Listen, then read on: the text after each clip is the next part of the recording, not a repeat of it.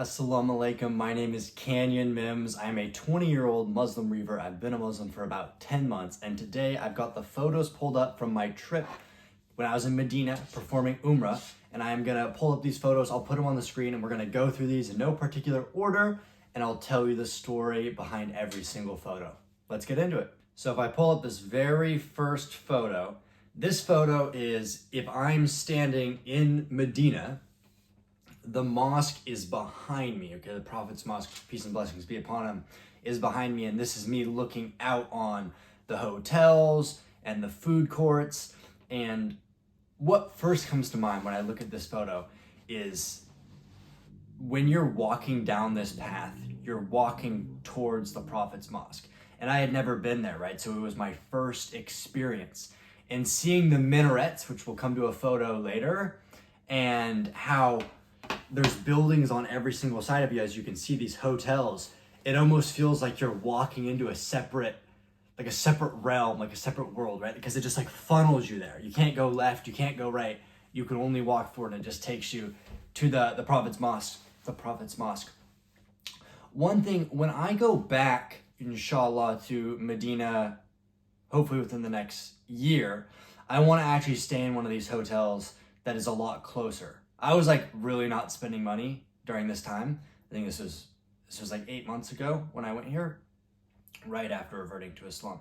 So we stayed in a hotel that was pretty far away. We had to do like a 20-minute drive. And I think personally for me, I would rather get a really close hotel for the purpose of spending more time at the mosque. Because I remember we were only there for like an 8-hour period where I'd love to just wake up for Fajr, go there and just stay until Tajweed. I think that's how you pronounce night prayer during Ramadan. Just for context, all of these photos, this was taken on the first day of Ramadan, which I got to spend in Medina. Alhamdulillah. Let's move on to the next photo.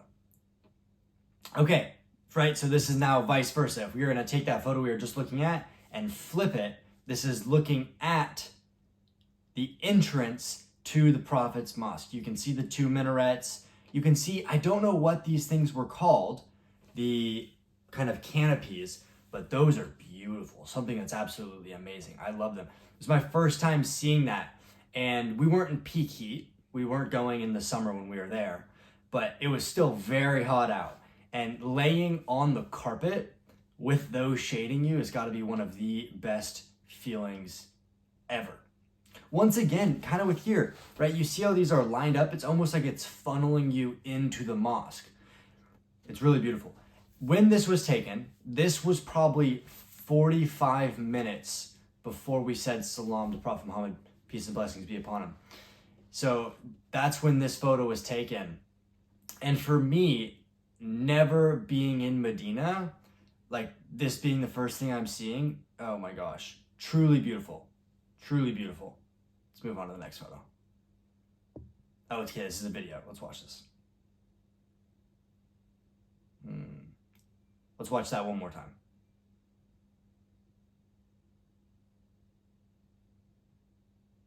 Look at that. The openness is something that I really loved being in that area, right? Because there's so much open outside area around the mosque that it's so peaceful, right? This is the best that I could describe it. It would be the saying heaven on earth, right?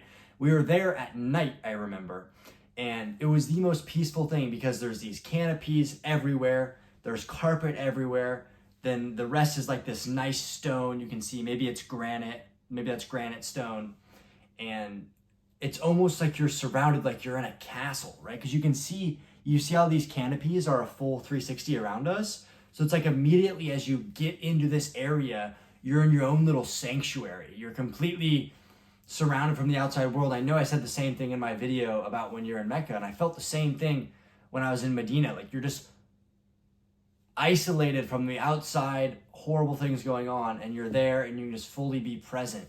Like anytime that I look back on these photos, what comes to my mind is that never in my entire life have I felt another moment where I was so entirely present. Like while I was there, that's the only thing I was thinking about was being there. That's the number one thing these photos remind me of. All right, let's go to the next one. Uh, this is a photo from inside the Prophet's mosque. Truly beautiful. That rubber, you can see that walking thing. I walked on that barefoot, and I'll actually tell you, incredibly painful walking on that rubber barefoot. But obviously you don't want to be walking on your shoes in the mosque. I'm going to say it again. I've said this a million times, but it's something that I really love about mosques is how beautiful they are and how the design is made. They build these mosques in a way that's so visually appealing to be inside. Like, I can genuinely spend all day inside of a mosque laying down, looking at the ceiling. Like, nothing is more peaceful than that, in my opinion, because of just how beautiful it is. Like, you could stare at the ceiling or stare at these pillars and look at the intricacies for hours. How much tiny, minute detail was put into everything when I was inside this mosque and other mosques too. Like, every small little thing. If you zoom in on this photo, you can just keep finding more and more things. Now, this photo was probably taken 15 minutes before we said salam to the Prophet. And you can see right here, we're on the walk there. So if you keep walking straight here, and then I believe you take a left, it'll take you to the Prophet's grave. May Allah be pleased with them. Let's go to the next one. You see what I'm saying? I didn't know what order these photos were in. I didn't know what was going to be next. Look at that. Right as I'm talking about the ceiling, you can look at how many intricacies are here, how beautiful this looks. And I noticed this in the Prophet's mosque, which I really loved, was the chandeliers and how much tiny detail is in these chandeliers. And it makes me think of something kind of in Islam in general that I really love. And it's how when you go into a church, they're just empty, there's nothing to them, there's no beauty, and they feel like they're kind of in like a cave almost. And then when you go into a mosque, it's like truly beautiful. And you would think if this place is a house of God, right? Every time you go into a mosque, you've been invited into the house of Allah. It should be beautiful, right? Why should it be plain, paper sheet walls like this? Like, I feel like that, it's the house of Allah. It should be truly beautiful. And I remember I took so many photos inside this mosque. I didn't put all of them up because we'd be here for 17,000 years and I'd be showing you every single corner of the mosque, but it's to show the level of beauty. And for me, I was in total awe, right? Once again, this is the first time I've ever been in Medina. This is like my first time ever experiencing any of this. I'm from North Idaho in America. The town of where I grew up with had a population of 7,000. And the biggest building was like the size of my water bottle, right? Jokes, but you get the point. So being in a building like this and getting to experience architecture this beautiful, outside of being on Umrah, outside of performing pilgrimage for the first time, which alhamdulillah, it was just amazing to kind of see architecture like this. So yeah, really beautiful. And then here's a photo if you were on the outside carpet laying down, and then you looked up and took a photo like this of the canopies covering you. I remember I took a nap after we had prayed, after we had said salam to the Prophet, I went outside in the carpet and I took like a 30-minute nap. Best nap of my entire life. And if you look up, that's what you see. And what I mean by complete peace, it's like you're sheltered from the outside sun as well. All I can hear around me is just people bustling around. It's not commotion. It's not loud. It's like a calming buzzing around of people going about their business, people talking, and I can feel the nice breeze from the outside mist machines. It's not too hot, it's not too cold. It's the perfect temperature. I'm laying there on the carpet, and that's what I see above me. And right there, you can really feel that you are in the house of God. You can feel you're in the house of Allah because you feel at home. You feel peaceful. So today, I think it's day 3 of me filming these videos, going through my camera roll of when I was on Umrah, when I was in Mecca, and now when I was in Medina. And the more and more that I think about this, the more peaceful I become, the more I just remember almost the solace of being in these places, and my heart yearns to go back. Inshallah, every single one of you can perform Umrah, and inshallah I can go again. Okay, and then don't even get me started about the minarets. I had never seen minarets so beautiful until I went to Medina. Look at this. This was taken at night. I think this might have actually been taken after night prayer. I don't want to butcher the name, but I think it's Tajweed. I think I'm pronouncing that wrong. But this was taken after we performed night prayer. And look at that. Look at the illuminating light going up this minaret. That's right before we did night prayer. I caught myself just staring at the minarets. I remember my friend was like, come on, we gotta go. We gotta go get prepared for prayer.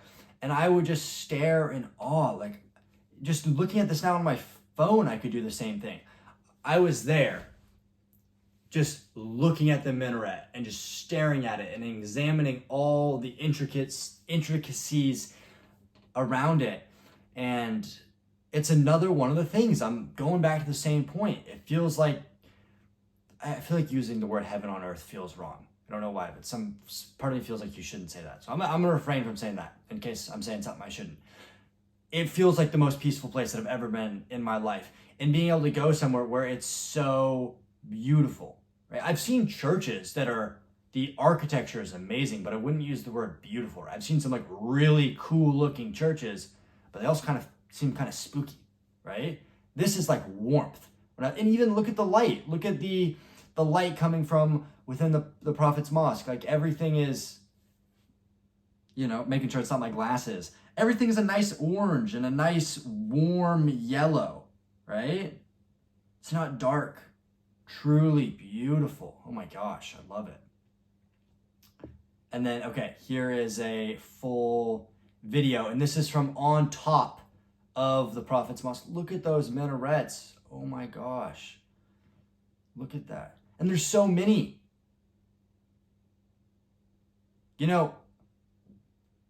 Now that I say this, something comes up and I don't remember if this is true or not. Or I remember there being an explanation for why there's a certain amount of minarets there. I remember my friend saying something. Maybe I'm completely making this up, but that came to my mind, is that there's a reason why there's X amount of minarets on the Prophet's mosque. I'm going to watch this one more time. Oh, I'm still not. Okay, hold up.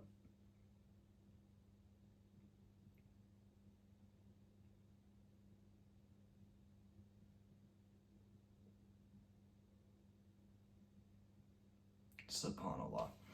This video is taken, I think, 20 minutes before I performed my first ever night prayer on the first night of Ramadan for the very first time, 2 months after becoming a Muslim. There's so much meaning behind this video for me. And it's really beautiful. And I'm going to say it one more time, just because this is what truly resonates with me, and this is truly the experience I had, is I could lay on those carpets right there with my friends all day and read the Quran and talk about Allah and laugh and share stories and eat food and pray my entire life and be incredibly peaceful. Like, that's what comes to mind when I first look at this. Alhamdulillah.